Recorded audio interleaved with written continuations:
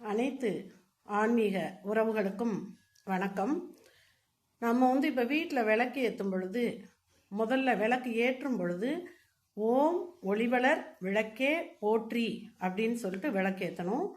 அதுக்கடுத்து அதுக்கு நம்ம பூஜை பண்ணும் பொழுது தீபாதாரணை, அதாவது பத்தி சூடம் அந்த மாதிரி காட்டும் பொழுது தீப மங்கள ஜோதி நமோ நமோ அப்படின்னு சொல்லிட்டு மணி அடித்து அதுக்கு பூஜை பண்ணணும்.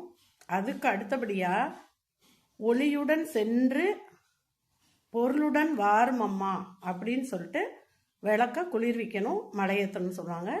அது செய்யணும். இந்த வீட்டில் நம்ம இந்த மாதிரி ஒரு முறைப்படி விளக்கு ஏற்றி வழிபட்டோமானால் நிச்சயமாக அந்த தீப ஒளி எப்படி ஒளியை காட்டுதோ அது மாதிரி நம்ம ஒவ்வொருடைய வாழ்க்கையிலும் நிச்சயமாக தீப ஒளியை போல நம் வாழ்க்கை வெளிச்சமாக திகழும். எனவே அனைவரும் இந்த முறையில் விளக்கு ஏற்றி வணங்குமாறு கேட்டுக்கொள்கின்றேன். நன்றி, வணக்கம்.